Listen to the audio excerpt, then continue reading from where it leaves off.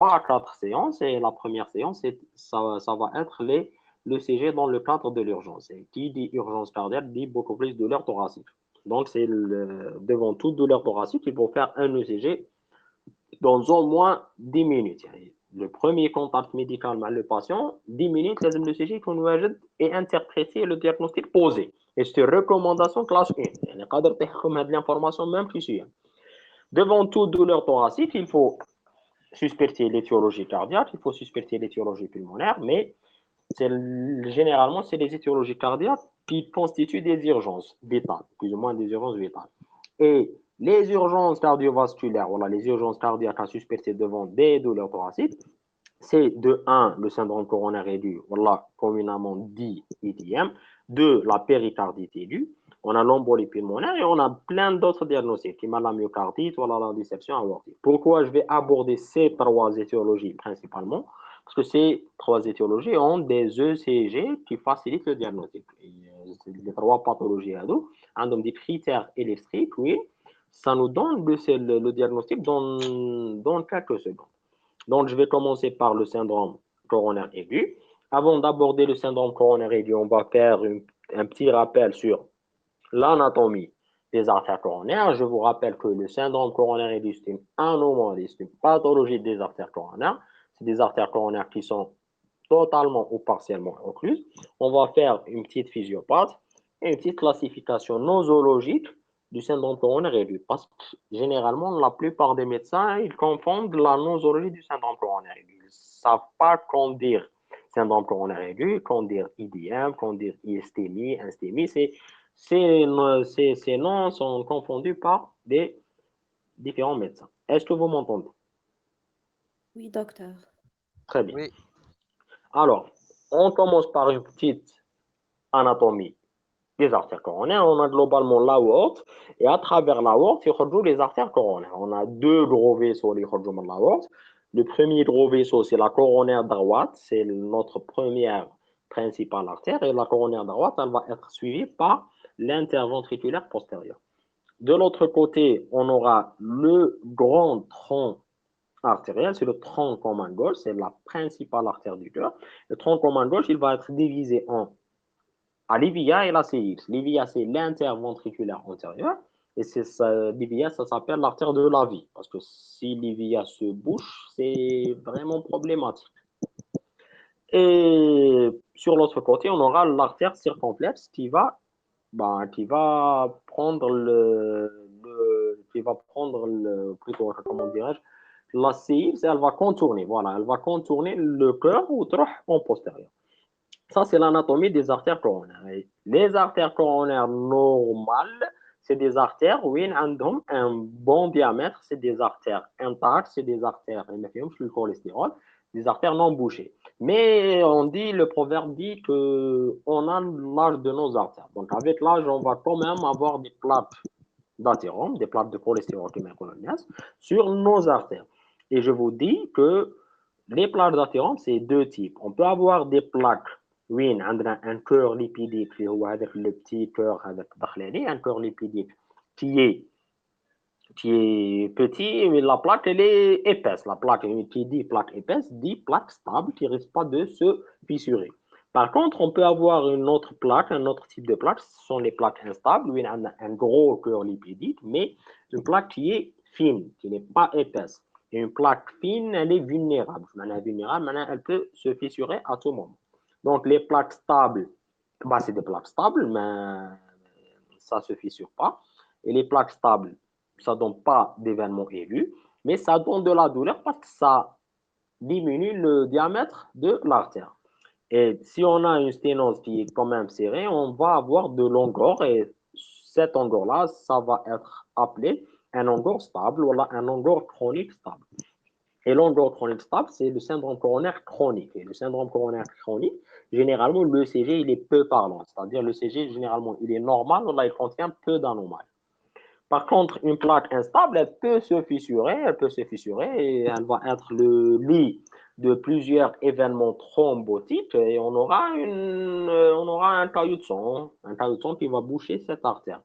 Et ce caillot de sang peut boucher l'artère totalement comme il peut la boucher d'une façon partielle. Et si on a une plaque instable qui se fissure, bah, ça va donner un événement aigu, ça sera de la douleur aiguë. On va appeler ça le syndrome coronaire aigu. Donc, dès le début, il faut faire la part des choses entre un syndrome coronaire chronique et un syndrome coronaire aigu. Un syndrome coronaire chronique, bon, ça a ses particularités. C'est un patient qui va consulter à la consultation. Et le syndrome coronaire aigu, c'est un patient qui vient en urgence, il dit chat albou, il relève voilà, je ne vais pas bien. Donc, les cardiopathies ischémiques, c'est deux gros paquets. C'est les cardiopathies ischémiques chroniques, oui, on peut avoir de la douleur, c'est-à-dire on va avoir de longueur, mais qui va être dit longueur stable. Comme on peut avoir la douleur en aigu, et ça va nous donner le deuxième paquet, c'est la cardiopathie ischémique aiguë. Et les cardiopathies ischémiques aiguës, c'est longueur, on ne va pas dire longueur instable, c'est longueur aiguë. Après, on va classer la longueur aiguë. Mais c'est un événement aigu qui sera appelé un syndrome coronaire aigu parce que ça touche des artères coronaires et c'est aigu. Et ce syndrome coronaire aigu, on a le ST+ et le ST- qu'on va détailler après. Est-ce que vous m'entendez? Oui, docteur. Oui, Très bien. docteur. Très bien. Mais là, apparemment, le problème, c'était l'enregistrement. Parce que la dernière fois, on n'a pas enregistré la séance, mais c'était bien. Il n'y avait pas de problème de réseau, là, de son. Donc, on va aborder le syndrome coronaire aigu, comment poser le diagnostic de syndrome coronaire aigu, et ça fait partie des objectifs de la médecine générale. Bon, c'est un médecin généraliste qui ne sait pas poser le diagnostic de syndrome coronaire aigu, ben c'est tout simplement, il n'est pas médecin. Parce que c'est vraiment une urgence, c'est l'urgence vitale. Oui, on ne doit pas passer devant un syndrome coronaire aigu. Et pour poser le diagnostic de syndrome coronaire aigu, ce n'est pas juste le CG. Certes, le CG, ça constitue une grande partie du diagnostic, mais c'est un faisceau d'arguments. Et il faut respecter le faisceau d'arguments pour ne pas passer devant des diagnostics ratés. C'est tout d'abord l'anamnèse, et puis la clinique, et puis le CG, et puis la biologie. Donc, on ne peut pas demander au patient est-ce que vous avez de la douleur avant de demander au patient qu'est-ce que vous avez comme antécédent. On ne peut pas faire le CG avant de parler au patient. On ne peut pas doser des troponines avant de faire le CG. Il faut respecter cette hiérarchie-là. L'anamnèse, elle est simple. Quand suspecter un syndrome coronaire aigu, c'est tout simplement devant un patient qui a des antécédents cardiovasculaires et qui a des facteurs de risque cardiovasculaires. Sans rentrer dans les détails parce que vous connaissez ces détails-là. La clinique, bah, il faut faire un petit rappel. La clinique, c'est la clinique typique de Hamladji.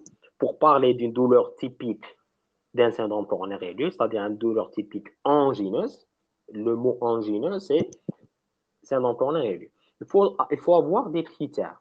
La douleur, elle doit être brutale. Le début doit être brutal. C'est une douleur aiguë et c'est une douleur qui persiste, qui dépasse les 20 minutes généralement.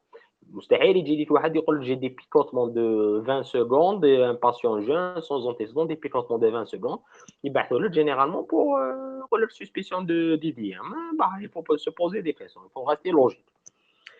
Le siège de la douleur, c'est une douleur qui est généralement rétrosternale, qui est médiothoracique, ça c'est la douleur typique. On peut avoir quelques atypies, mais les atypies, c'est pas pour on va dire, c'est pas pour le médecin généraliste. Les atypies, c'est un peu poussé, le diagnostic. Mais quand même, il ne faut pas rater le syndrome coronaire typique, il y a une douleur rétrosternale, médiothoracique, les radiations, la mâchoire, les épaules, généralement l'épaule gauche.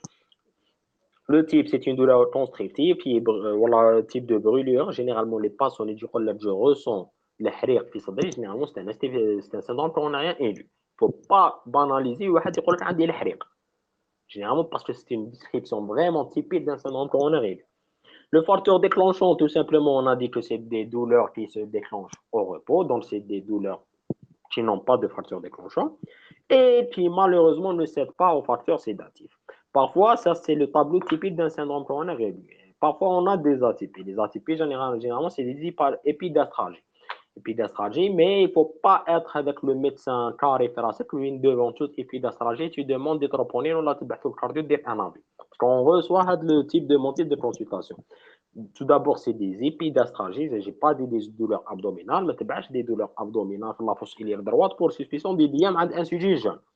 Donc, c'est des épidastralgies et de ces le sujet doit être diabétique, ou a un problème de dénervation, il ne ressent pas la douleur.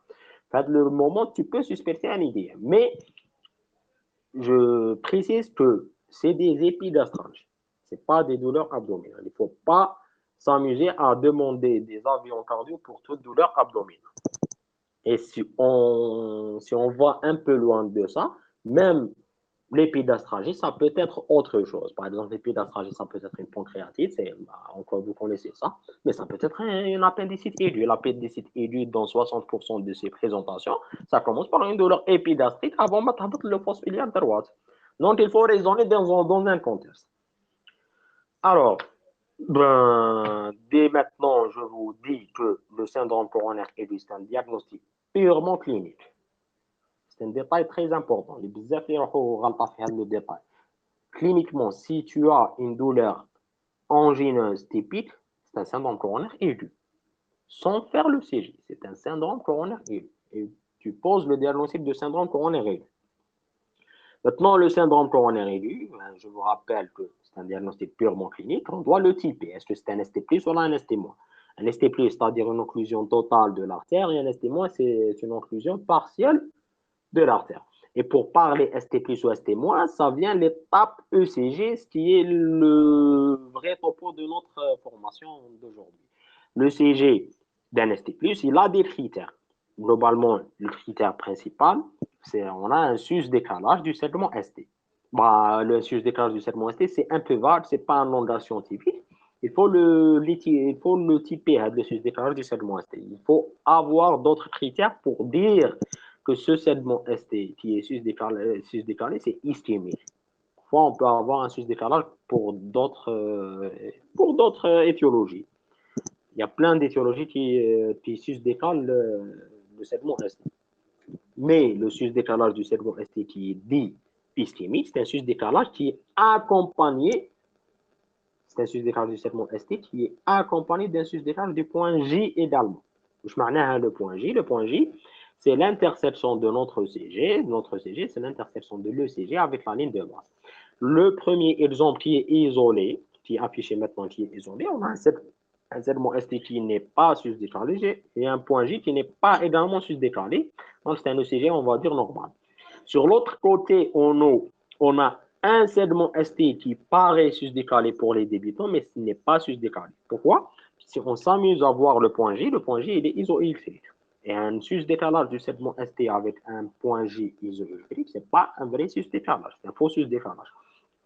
Par contre, le troisième exemple, on a un sus-décalage du segment ST, c'est un vrai sus-décalage du segment ST parce que le point J accompagnant le point J Lirablou, il est également sus-décalé. Si on a un sus-décalage du segment ST avec le sus-décalage du point J, c'est un vrai sus-décalage du segment ST. Et le sus-décalage du segment ST, il est ischémique, mais est-ce que c'est un vrai sus-décalage du segment ST? ST+. Pour parler d'un sus-décalage du segment ST, ST+, il faut avoir d'autres critères. Le deuxième critère, c'est que ce sus-décalage du segment ST il doit persister dans le temps. On a ce sus-décalage et on aura ce sus-décalage après 10 minutes et on l'aura encore après 20 minutes. Il doit quand même, le segment ST doit quand même rester sus-décalé pendant au moins 20 minutes pour parler d'un vrai sus-décalage. Et si le sus-décalage disparaît une durée moins de 20 minutes, ce n'est pas un ST+, c'est un ST-. Ça, c'est un détail. Est-ce que vous m'entendez? Oui, docteur. C'est compris jusqu'à maintenant? Oui. Très bien. Le troisième critère de sus-décalage du segment ST, c'est qu'il doit toucher au moins 2 dérivations électriques. Et ces 2 dérivations électriques, elles doivent être contiguës. Si on a un sus-décalage du segment ST avec un sus-décalage des points J, par exemple dans la dérivation D3 seulement, ce n'est pas un ST+, parce que le ST+, une seule dérivation, ça ne suffit pas. Si on a un ST+, c'est-à-dire une artère occluse, et l'artère occluse, elle irrite, pour tout le cœur, on n'a que 3 artères. Donc, chaque artère, elle irrite une bonne paroi cardiaque. Elle irrite une bonne superficie de la paroi cardiaque. Et si on a une bonne superficie qui est en train de souffrir, c'est impossible d'avoir un sus-décalage sur une seule dérivation. Il faut l'avoir sur au moins 2 dérivations. Et ces deux dérivations, elles doivent être contiguës. Je m'en contiguës, elles doivent former un territoire. Je m'en un territoire, c'est-à-dire la paroi inférieure, c'est le territoire D2, D3 AVF. Si on a, par exemple, un sus décalage D2, D3, l'AVF, c'est le territoire inférieur et ça s'accorde, c'est logique. Probablement, on a un SL encore en rien aigu, c'est plus que l'inférieur. Mais si on a un sus décalage de segment ST D2, ou le V3 c'est le territoire antérieur, c'est pas logique d'avoir en même temps un sus décalage une seule dérivation pour l'inférieur ou un sus décalage une seule dérivation pour l'antérieur, c'est pas logique, il faut revoir le diagnostic, il faut le redresser. Est-ce que c'est compris jusqu'à maintenant? Oui. Et qui dit territoire électrique dit qu'il y a un tableau, c'est le tableau de territoire. Il n'y a rien de magique dans le tableau, c'est juste des trucs à apprendre. On a le V1, V2, c'est les 12 dérivations, minimum 12 dérivations. Il faut apprendre même le reste, les 18 dérivations. Le V1, le V2, c'est l'antéro, le V3, c'est septum, le V4, c'est l'apical, mais le V1, le V4, c'est l'antéro-septo-apical. Le V5, le V6, c'est le latéral bas. Le D1 et l'AVL, c'est le latéral haut. Et le V1, le V6 avec le D1 et l'AVL, c'est l'antérieur étendu. Le D2, D3, AVF, c'est l'inférieur. Le V7, V8, V9, c'est le postérieur. Un postérieur avec un inférieur, c'est un postérieur étendu. Et un sus-décalage, les dérivations, c'est un circonférentiel. Bon, l'essentiel de le tableau, il faut l'apprendre. Maintenant, le sus-décalage il doit être convexe. Je m'en convexe, le premier exemple. Un sus-décalage convexe, le segment ST ou le point J ou au moins deux dérivations contiguës, ça est convexe vers le haut. Convexe d'une façon où le segment ST ou l'onde de T, ça va fusionner, ça va former une seule onde converse vers le haut qu'on va appeler une onde de Pardet. Et si on a un sus-décalage qui n'est pas convexe, c'est pas ischémique, c'est autre chose. Par exemple, le deuxième exemple, le sus-décalage est concave, il n'est pas ischémique, c'est autre chose. Et maintenant, il me pose la question, on dit un sus-décalage, ça reste subjectif, or que la science, elle est bien codifiée. Surtout la cardiologie, elle est très bien codifiée. C'est des chiffres à apprendre. sus-décalage, يجي واحد يقول لي فوالا جو فوا بلي هذا السد اس تي راه طالع، الاخر يقول لي لا لا راه طالع شويه برك، الاخر يقول لي لا لا هذاك شويه بان لي بزاف. دونك il faut avoir des chiffres اللي نشوفوا بهم لو sus-décalage. Les chiffres هادو c'est des chiffres à apprendre. Généralement sur les 12, je sais pas des 18, sur les 12 dérivations, on exige un sus-décalage de 1 mm. Si le segment ST est sus-décalé de 1 mm, c'est déjà significatif. Mais on a deux exceptions. La première exception, c'est l'antéroseptal. L'antéroseptal, c'est le V1, V2, V3. Le V1, V2, V3, on peut tolérer un certain sus-décalage. Oui, voilà, c'est normal, c'est pas l'idéal. Chez un sujet jeune, homme, c'est un homme jeune inférieur à 40 ans, par exemple, un externe parmi vous, le candidat ECG, on doit exiger 2,5 mm. Le V1, V2, V3. 2,5 mm pour parler d'un vrai sus-décalage. Un homme âgé qui dépasse les 40 ans, on exige 2 mm, et une femme, on exige 1,5 mm. Désolé, les féministes, c'est pas raciste, mais le cœur de la femme, il est plus ou moins plus petit que le cœur de l'homme. C'est pour ça qu'on a un chiffre qui est inférieur à la taille de l'homme.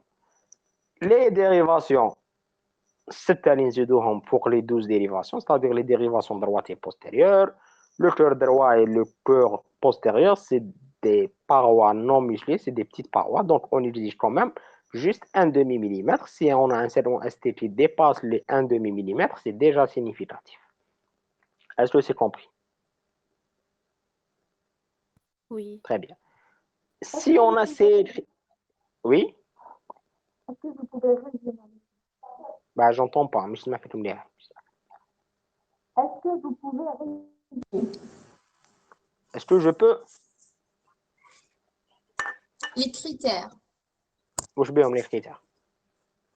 تقدر تريزيميهم؟ نقدر نريزيميهم. Là, je vais les résumer. Mais les deux critères.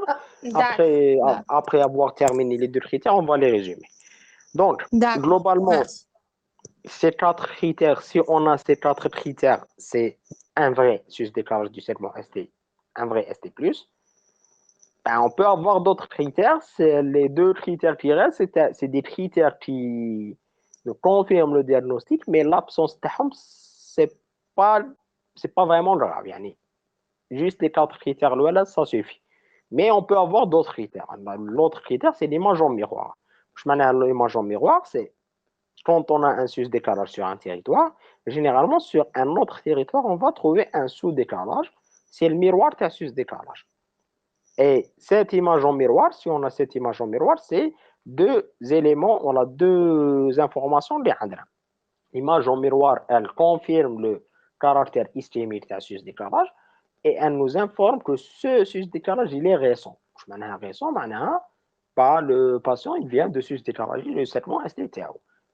Si le sus-décalage il est récent, on peut le traiter. Mais malheureusement, s'il est ancien, on ne peut pas le traiter. Donc, l'image en miroir, elle a vraiment une valeur diagnostique, c'est-à-dire le caractère ischémique, elle a une valeur de datation. Ça date le STT plus, voilà ce que ça veut dire une image en miroir. Si on regarde cet ECG-là, on a un sus-décalage du segment ST avec un sus-décalage du point J qui dépasse les 1 mm et qui est convexe, un territoire bien particulier qui est le D2, D3 AVS, c'est le territoire inférieur. Et on a quand même une image en miroir latérale haut, D1 AVL, et cette image en miroir, elle est en faveur du caractère ischémique, elle est en faveur du caractère récent. L'autre critère, le dernier critère, c'est l'onde de pluie de nécrose. Si on a une onde de pluie de nécrose, voilà, elle ressemble à ça, c'est une seule onde négative dite onde de pluie. Si on a cette onde-là, c'est en faveur, on va dire en faveur du caractère ischémique, mais au contraire de l'image en miroir, elle est en faveur du caractère ancien. Si on a cette onde de pluie, cette l'idième, l'idième, ça date. Ça date de plusieurs heures, voire plusieurs jours. Et on n'a pas réussi à poser le diagnostic à temps. Le patient, soit il a traîné, il n'a pas consulté, voilà, il a consulté et il n'était pas bien pris en charge. Je résume à peu près, on va dire que le sus-décalage du segment STI doit avoir des critères. Ce sus-décalage du segment STI doit être accompagné par un sus-décalage du point J. Il doit être persistant en moins 20 minutes. Il doit être présent dans au moins deux dérivations formant un territoire et le sus-décalage doit être convexe et non pas concave. Il doit dépasser un seuil. Le seuil, c'est 1 mm généralement. On tolère jusqu'à 2,5 mm chez les hommes jeunes, jusqu'à 2 mm chez les hommes âgés, jusqu'à 1,5 mm chez les femmes, et cela dans les dérivations V1, V2, V3. Les dérivations droite et postérieure, 1 demi-mm, c'est déjà très significatif. On peut avoir d'autres critères qui confirment notre diagnostic, qui nous aident pour dire qu'on a vraiment un syndrome coronarien et du ST+. C'est l'image en miroir qui est en faveur du caractère récent et c'est l'onde de pluie de nécrose qui est par contre en faveur du caractère ancien. Est-ce que vous m'entendez? Oui, docteur. Très bien. Je vous rappelle, on est en train d'étudier le diagnostic du syndrome coronaire aigu. On a l'anamnèse, on a la clinique, on a l'ECG. L'ECG, on a les critères de ST plus et Donc là, on va aborder les critères de ST-. Et je vous dis dès maintenant, un syndrome coronaire aigu ST-, ça ne veut pas dire un sous-décalage. C'est archi faux, c'est totalement faux. Le ST-, ما عندناش un ST+. L'ST-, c'est la négation تاع ST+. يعني quand on a un syndrome coronarien aigu ST-, معناها on a une douleur typique et la douleur typique c'est d'emblée un syndrome coronarien aigu. Et pourquoi c'est un ST-? Parce qu'on n'a pas validé les critères تاع ST+. Maintenant tout ECG qui ne valide pas les critères تاع un ST+, avec une douleur typique, c'est un ST-. Et le ST-, معناها on a de plusieurs présentations électriques. La première présentation électrique c'est un ST-, c'est un ECG normal. معناها تكون عندنا un ECG normal, ça n'élimine pas un syndrome coronarien et du ST-. mais ça élimine le syndrome coronarien aigu ST+. Parce que le ST+, on habilite le segment ST sus décalé, où il valide les critères, on voit le ST+. Le ST-, ça peut être un ECG normal. On peut avoir des anomalies de l'onde de T, voilà, des anomalies du segment ST. L'onde de T qui est censée être asymétrique avec une montée lente et une descente rapide et positive, elle peut être pathologique. Donc, c'est une pathologique si on a une onde de T qui est symétrique et qui est devenue ample, plus ample, qui dépasse les 2/3 des QRS. Et une onde de T ample et pointue, ça peut être une onde de T ischémique. Voilà, on va dire que c'est une onde de T ischémique jusqu'à preuve des contraires. Parce qu'on a d'autres diagnostics, l'hypositivie ou l'onde de T bzaf, ample, c'est-à-dire l'hypercalémie par exemple. Je vous donne deux astuces pour différencier entre l'onde de T ischémique et l'onde de T de l'hypercalémie. L'onde de T ischémique, si on a une ischémie, une artère qui est plus ou moins partiellement bougée, on aura un territoire du myocarde qui va souffrir. Donc l'onde de T ample et pointue, elle va être présente sur un territoire, par exemple le territoire inférieur, juste D2, D3, AVF, tiboire ample pointu, mais les autres dérivations, tiboire normal. Par contre, l'onde de T est à l'hypercalémie, tout le cœur va souffrir d'une hypercalémie, c'est-à-dire toutes les parois vont souffrir d'une hypercalémie, et on aura des T amples pointus sur toutes les dérivations. Ça, c'est la première astuce. C'est une astuce qui prend à peu près 2 secondes pour trancher. Mais ça nécessite quand même un œil expérimenté.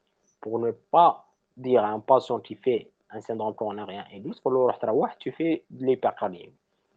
La deuxième astuce qui prend un petit peu de temps, mais qui est facile, c'est de faire un ionogramme sanguin. Vous demandez un bilan sanguin, vous voyez la calémie. Si la calémie elle est correcte, donc les ondes de T, c'est probablement ischémique. Si la calémie, elle est pas correcte, on est devant une hypercalémie, donc ça peut être les ondes T de l'hypercalémie. Une onde de T qui est négative, c'est une onde de T ischémique. Pas toujours. On peut avoir des ondes de T négatives qui sont physiologiques. Généralement, comme la dernière fois, que l'onde de T négative, n'acceptez pas si et seulement si le QRS il est négatif. Et si on a un QRS positif et une onde de T négative, c'est pathologique. Si on a un QRS négatif et une onde de T négative, c'est physiologique.